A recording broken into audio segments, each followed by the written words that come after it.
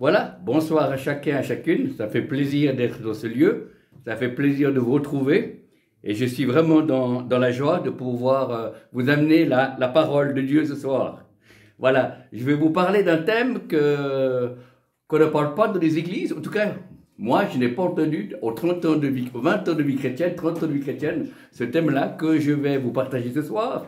On en parle un peu, mais on ne sait pas comment y entrer. Voilà. Donc, on va partager ce soir comment reconnaître qu'une œuvre a été préparée d'avance. Puisqu'il est dit dans la parole de Dieu, c'est marqué dans Ephésiens 2, verset 10, Ephésiens 2, verset 10, car nous sommes son ouvrage, ayant été créés en Christ Jésus, pour de bonnes œuvres que Dieu a préparées d'avance afin que nous les pratiquions, ou afin que nous y marchions, ça dépend les traductions. Voilà, et on parle justement dans l'église avec un grand E de ces œuvres que Christ a préparées pour nous, afin que nous les pratiquions, mais je n'ai jamais encore entendu de prédication, comment y rentrer, comment les reconnaître. Et c'est ce qu'on va voir ce soir, voilà.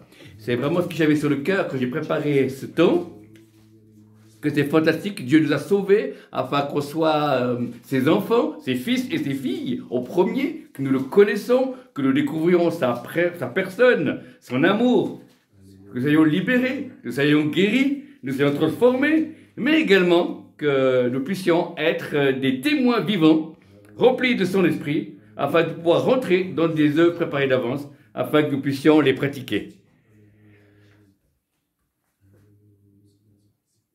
Alors le premier symptôme, ou le premier virus, pour découvrir si une œuvre qui était préparée d'avance, savoir si c'en est une ou pas, la première, il n'y a que Dieu qui puisse le faire au travers de toi. Il n'y a que Dieu qui puisse le faire au travers de toi. Si c'est quelque chose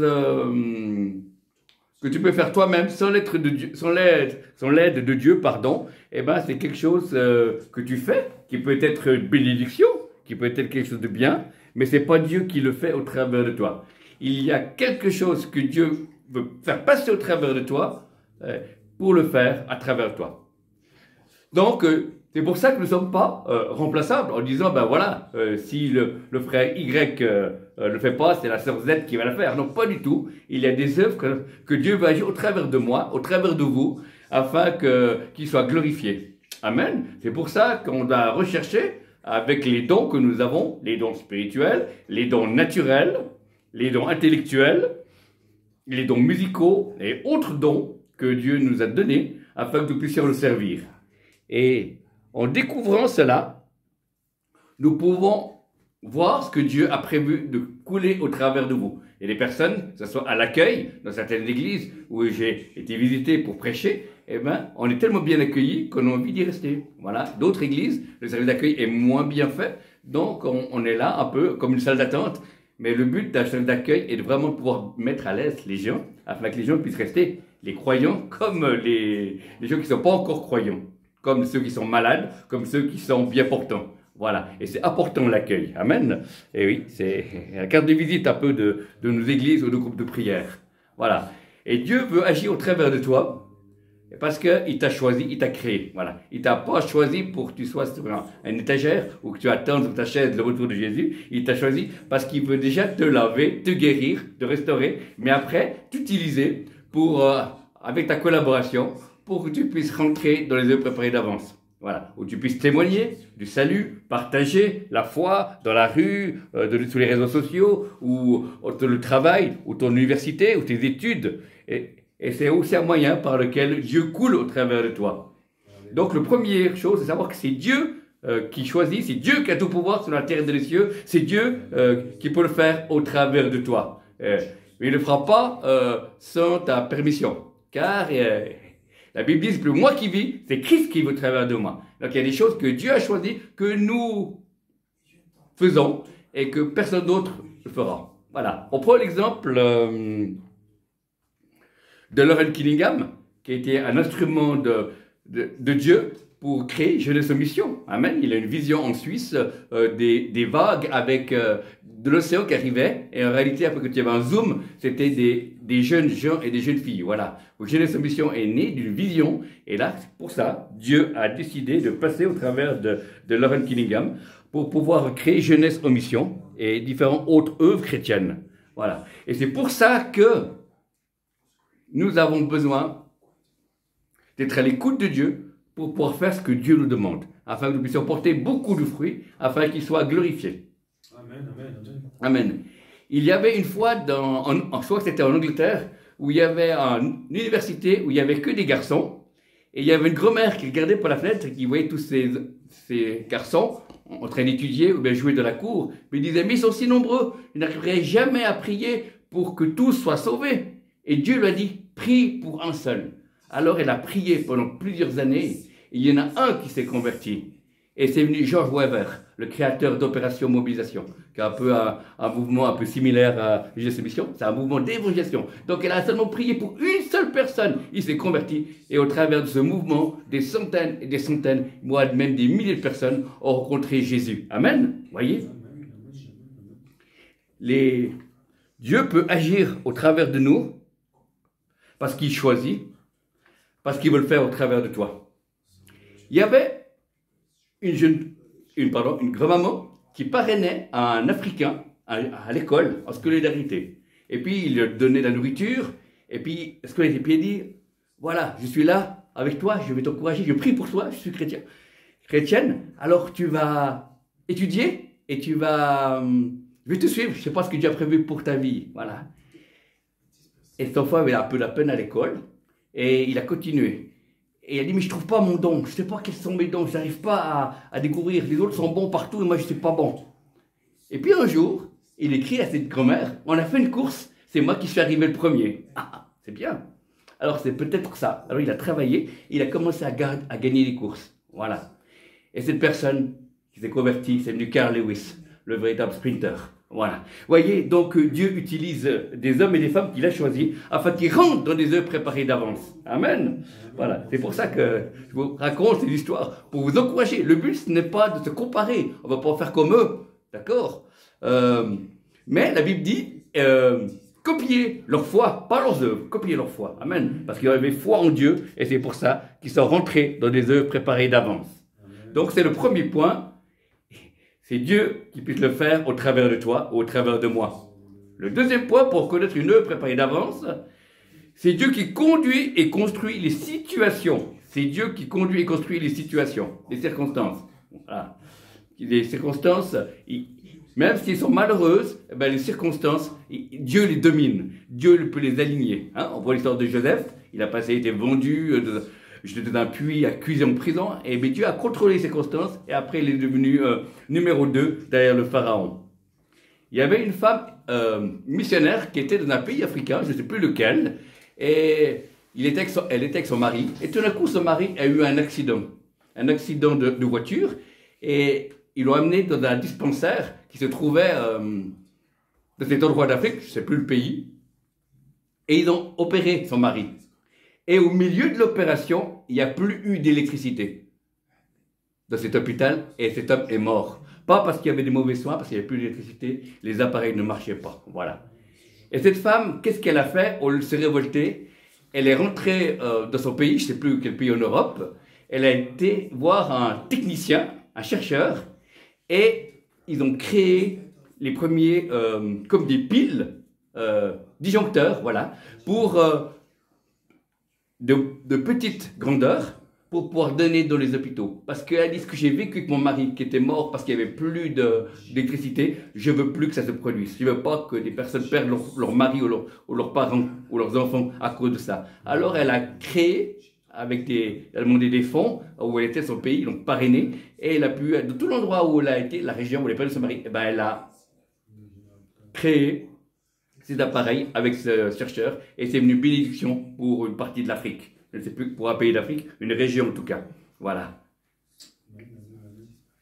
Voyez, donc Dieu fait concourir toutes choses au bien. Hein. Tout concourt au bien de ceux qui aiment Dieu et qui sont appelés à leur bienveillance des siens. des saints, pardon. Dieu conduit et construit les circonstances. Alors voilà, donc on n'est pas né par hasard, parachuté cette terre n'importe comment. Non, Dieu nous a donné une mission. Amen. C'est fantastique. Dieu nous fait confiance, Dieu nous aime au premier, Dieu veut nous chérir, Dieu veut nous soigner, nous délivrer, nous guérir. Ça a besoin de guérison. Mais Dieu veut aussi construire un avenir avec nous. Et on doit rentrer dans ces fameuses œuvres préparées d'avance. Dieu conduit et construit les circonstances. Amen. Là, c'est intéressant. Donc, vous pouvez voir que votre naissance était la volonté de Dieu. Le moyen par lequel vous êtes né n'a pas forcément été la volonté de Dieu. Vous voyez, moi, j'étais abandonné au Vietnam, dans un panier, devant l'orphelinat de sœurs catholiques. Voilà. Et 22 ans après que mes parents suisses m'aient adopté, eh ben, c'est le Seigneur qui m'a adopté. Voilà. Dieu contrôlait les circonstances. Donc, il a pris un petit enfant qui était abandonné dans un panier et il a fait de moi un serviteur de Dieu ici en Suisse et pour la francophonie. Ben, gloire à Dieu. Amen. Et il choisit qui il veut, il agit, il est merveilleux, notre Dieu. Rien ne l'arrête. Il est le Tout-Puissant. Il est le lion de Juda. Il est le roi des rois. Il est le Seigneur des seigneurs. Amen. Il tient toutes choses entre ses mains. Rien ne lui est impossible. Son amour est immense. Sa puissance, il connaît tout d'avance. Ce qui nous arrive, quand on vit le présent, lui, il le savait d'avance. Amen. Parce qu'il dit, je connais chacun de tes mots avant que tu le dis. Et il y a au ciel des livres dans lesquels il y a chacune de nos journées qui sont inscrites avant qu'on les vive. Amen. Donc, on est avec Dieu. Et si Dieu est avec nous, qui sera contre nous? Amen. Nous soyons de la joie, dans la peine, dans les échecs, dans la maladie. Nous savons que Dieu est avec nous. Amen. Dieu conduit et construit les circonstances. Voilà. Et c'est pour ça que cette chaîne YouTube où j'ai commencé il y a quelques années, eh ben c'est tout ça parce qu'un pasteur suisse a obéi à Dieu de m'offrir un téléphone de haut de gamme pour pouvoir faire des vidéos. Au début, je ne savais pas pourquoi, j'étais tout content, je photographiais n'importe quoi. Avec la famille, j'étais content, je dis merci papa. Et puis Dieu m'a dit, il faut que tu ouvres une chaîne YouTube. Alors voilà. Et je ne savais pas comment faire, et je me suis renseigné, on m'a aidé. Et c'est comme ça que depuis plusieurs années, que j'ai pu rentrer dans ce monde numérique. Amen. C'est fantastique.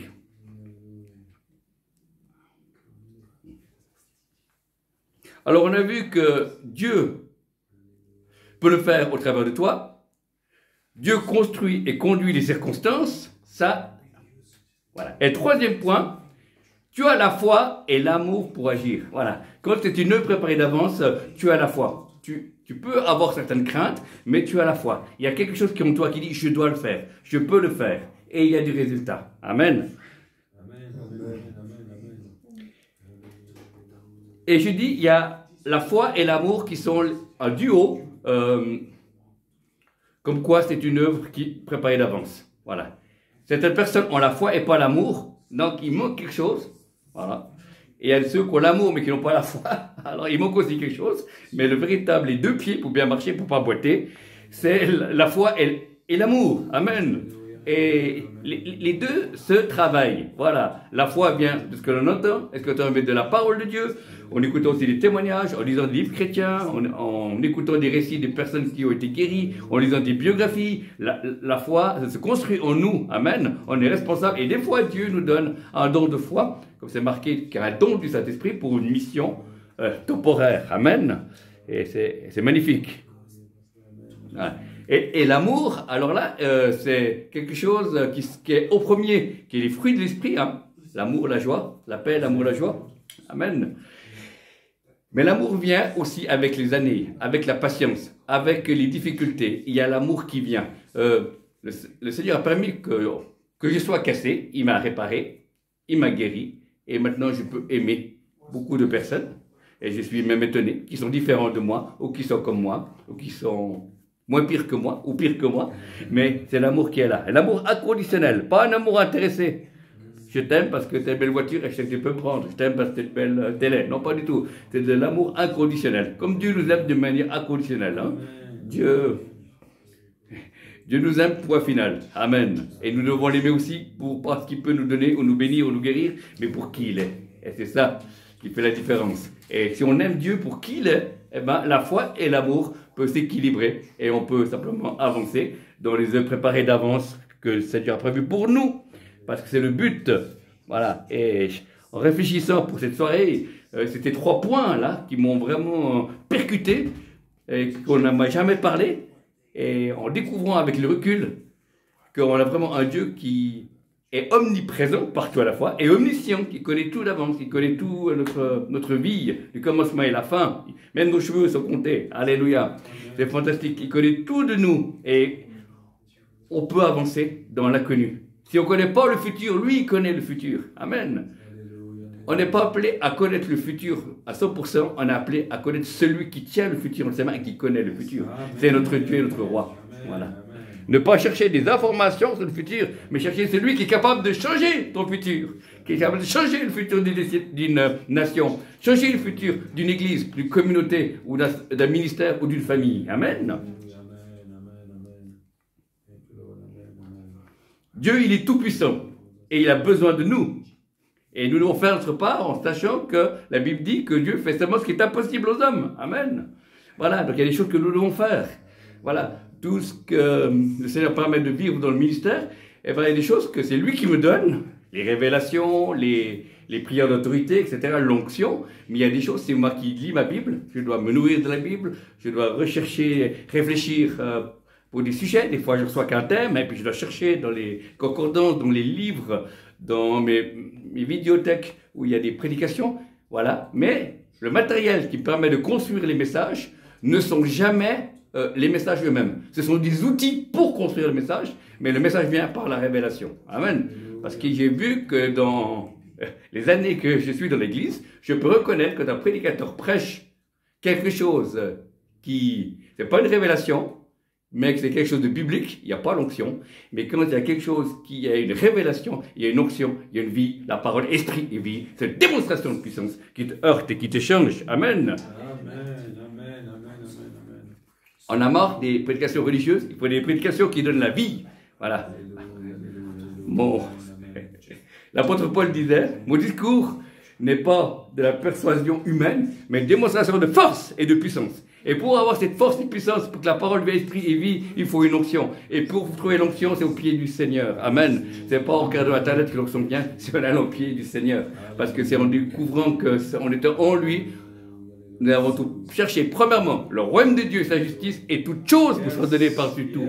Et c'est en allant au pied du Seigneur que là on peut découvrir les œuvres préparées d'avance. Et c'est en allant au pied du Seigneur que nous pouvons encourager les frères et sœurs de rentrer dans les œuvres préparées d'avance. Parce que chacun a des œuvres préparées d'avance. Certains, ce sont des choses cachées. D'autres, ce sont des choses publiques. D'autres, ce sont des choses internationales. Et d'autres, ce sont des choses intercontinentaux. Voilà, il n'y a pas intergalactique, hein. Intercontinentaux. Voilà. Mais c'est fantastique. Dieu a un appel. Dieu a besoin de toi, un appel sur mesure. Amen. On n'a pas besoin de copier d'autres serviteurs de Dieu qui ont leur appel.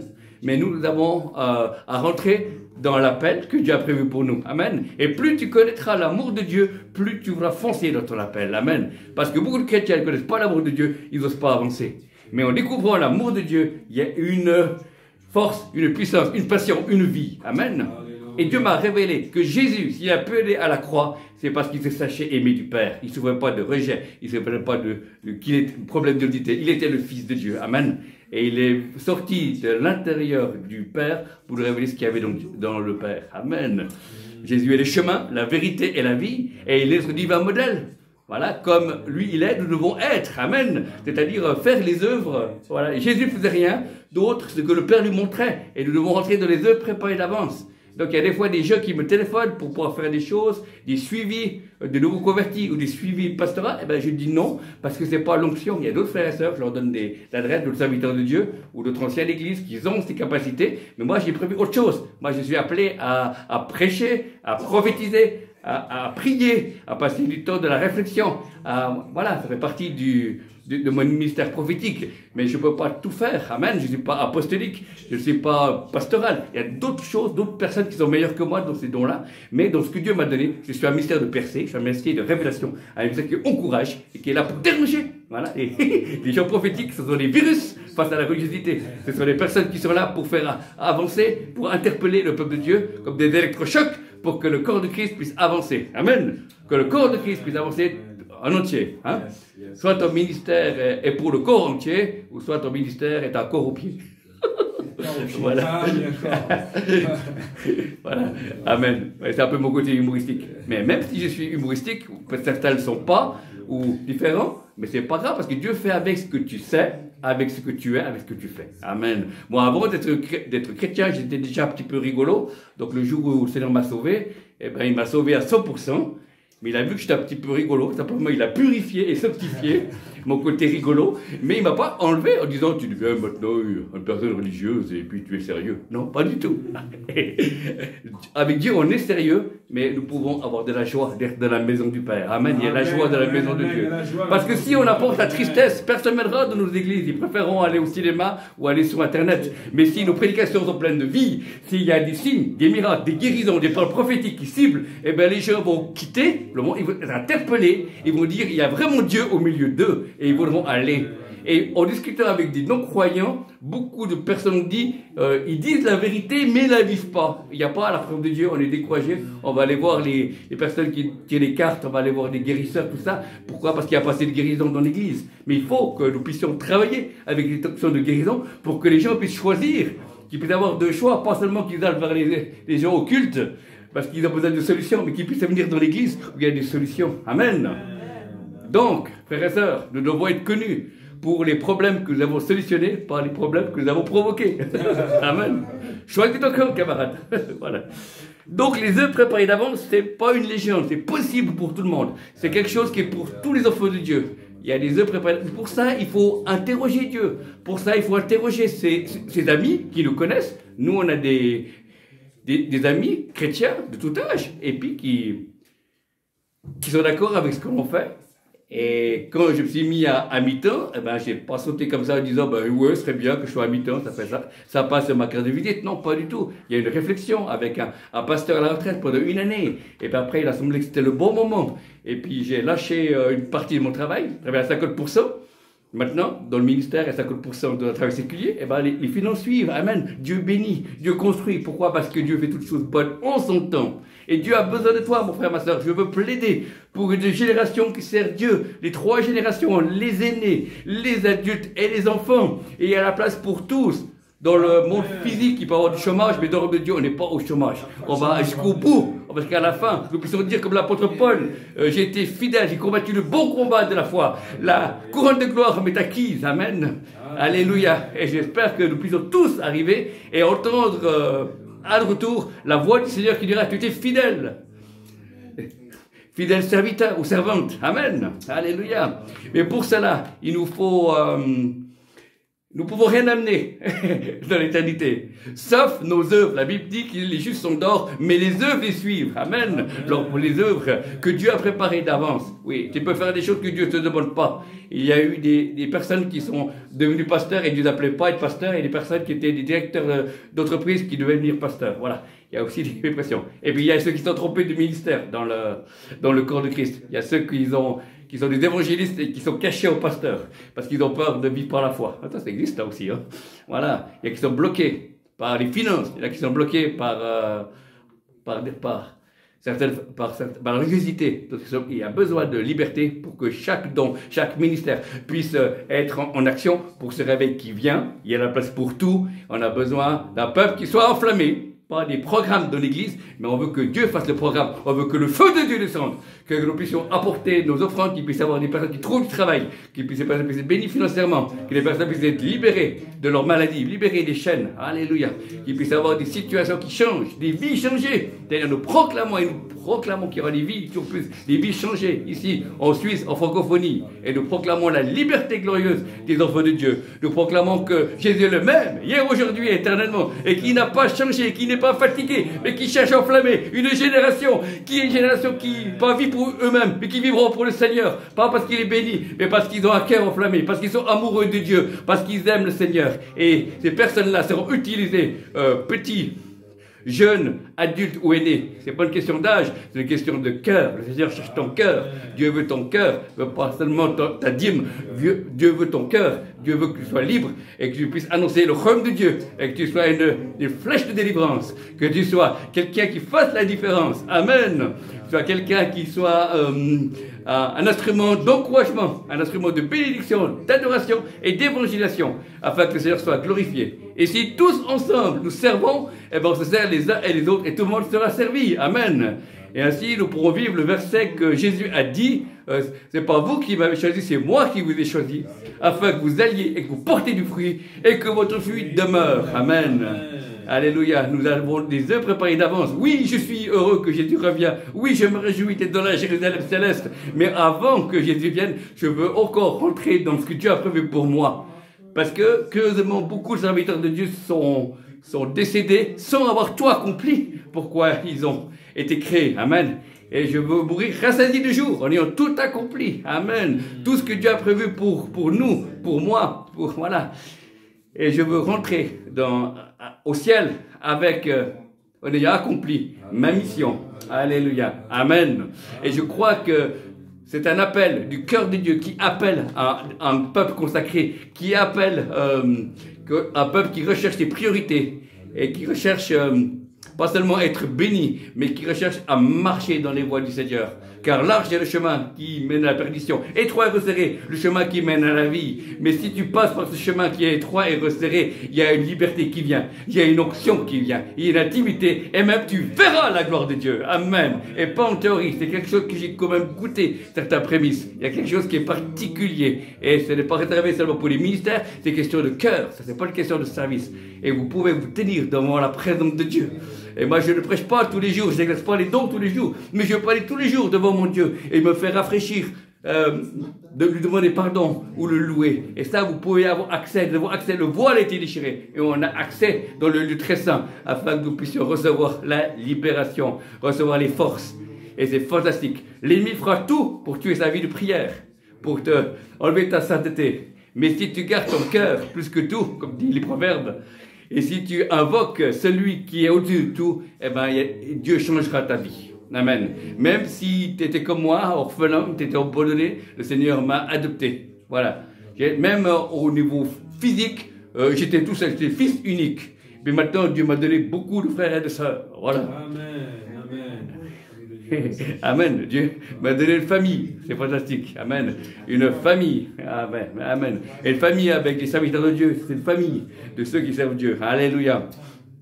Et nous devons rentrer dans ces œuvres préparées d'avance qui est prévu pour chacun d'entre nous. Il y a même aussi des églises, des familles d'églises, des œuvres à part qui doivent rentrer dans les œuvres préparées d'avance qui sont prévues afin que nous pouvons recevoir. Pourquoi il manque beaucoup de dons ou les gens d'église? Parce que les gens ne se mettent pas au service. Il y a seulement une petite partie de gens qui servent et une grosse partie qui demandent d'être servis. Mais en réalité, il faudrait changer. Amen. Il faudrait qu'il y ait beaucoup plus qui servent et d'autres qui seront servis. Amen. Et parce qu'on a à recevoir la moisson qui va venir. Donc on n'aura pas seulement de s'occuper de nous-mêmes, mais on devra s'occuper des autres. Et c'est fantastique. C'est pour ça qu'on doit grandir maintenant. C'est pour ça qu'on doit mettre notre vie en règle. On doit changer de cœur, on doit avoir une mentalité nouvelle, une vie nouvelle du royaume. Et nous voulons persévérer, persévérer et vous verrez. Et vous découvrirez pourquoi et la joie de donner. Tous les chrétiens que je connais qui sont heureux, ce sont ceux qui servent soit de la service ou un don qui est public ou caché, mais ils servent Dieu. Et c'est fantastique. Même de la comptabilité, là, qui sont heureux avec des chiffres. Je ne sais pas comment ils font, hein. Mais ils sont heureux. D'autres personnes font d'autres choses. Mais c'est fantastique parce que c'est leur don et ils vont de l'avant. Et le but, je veux appeler que chacun puisse entrer dans les œuvres préparées d'avance. Parce que vous avez été créé non pas pour être un échec, mais pour avoir de la réussite. Et la réussite avec Dieu, c'est le fait de pouvoir faire simplement ce qu'il nous a dit. Amen. Rien de plus, rien de moins. Amen. Amen. Dieu ne demande pas d'être comme Billy Graham tous, à gagner des milliers d'âmes, non. Mais si on peut en gagner quelques-uns, c'est fantastique. Puis l'apôtre Paul peut faire tout à tous, afin de toute manière gagner quelques-uns. Amen. Allez, pas tous un ministère de guérison, mais si on peut avoir une dizaine de guérisons, occasionnellement, c'est fantastique. On n'est pas tous avoir un ministère de délivrance, mais si on peut quand même chasser des démons à certaines personnes pour qu'ils soient libres, eh bien, amen, gloire à Dieu. Donc, levez-vous, peuple de Dieu, c'est un appel, alléluia, à se lever et à agir dans la dimension de l'onction, dans la dimension de la liberté, de la dimension de la vérité. Et si tu crois, tu verras la gloire de Dieu. Alors, je veux encore te dire que tu as choisi le bon Seigneur. Et si tu marches dans les voies du Seigneur, si tu rentres dans le préparé d'avance, tu découvriras sa main, tu découvriras sa présence et tu découvriras sa gloire. Alors, ne crains pas. Amen. Que ce que écoute ce que l'Esprit dit à l'Église. Alléluia. Gloire à Dieu. C'est un temps, dit le Seigneur, c'est un temps où je cherche des vases. Je veux envoyer la pluie de l'arrière-saison, mais je cherche encore des vases en France, en Suisse, en Belgique, en francophonie. Il y a trop peu de personnes qui mettent leur vie à disposition. Je veux que tout mon peuple puisse s'ouvrir pour recevoir. Et c'est pas une question d'intellect, c'est pas une question de niveau social, c'est une question de cœur. C'est si que tu t'es converti, eh ben, tu as ouvert ton cœur et je suis venu chez toi.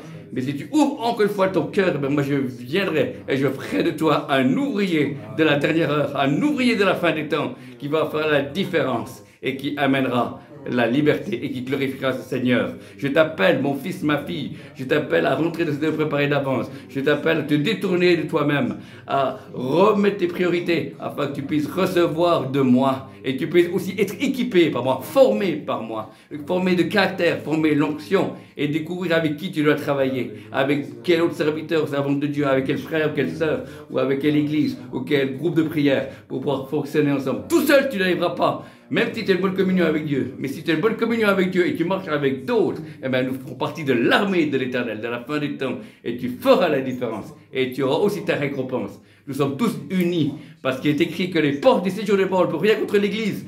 Nous sommes de l'autorité marchée sous toute la puissance du malin, et rien ne pourra nous nuire. Et nous découvrons que nous avons été créés pour la fin des temps, maintenant, parce que Dieu nous fait confiance, parce qu'il veut que nous puissions ouvrir notre cœur et être transformés, et vaincre ce monde par la foi. Jésus a dit, j'ai vaincu le monde par la foi, et vous pouvez le faire le même, c'est par la foi que l'on obtient les promesses, c'est par la foi qu'on plaît à Dieu, c'est par la foi qu'on reçoit la guérison, c'est par la foi qu'on rentre dans les œuvres préparées d'avance. Moi, je n'avais pas tout un programme d'avance, mais à mesure, ça s'est fait. Les circonstances sont venues et j'ai pu savoir où je marchais. Et les circonstances ont été comme une route qui a été créée par Dieu, qui n'avait pas de route. C'est-à-dire, il a créé une route pour que je puisse rentrer dans mon appel, pour que je puisse rencontrer toute sa puissance de Dieu, que je puisse découvrir la dimension que Dieu veut me faire travailler. Et je découvre encore d'autres aspects de Dieu, mais aussi d'autres directions que Dieu va nous conduire. Alors voilà. J'espère que le Saint-Esprit vous dérange et je me réjouis que vous puissiez rentrer de préparer d'avance. En tout cas, que le Seigneur vous bénisse. Alors, on va rentrer maintenant dans un temps prophétique. Alléluia, gloire à Dieu. Je vais juste couper la vidéo. Shalom, merci, soyez bénis.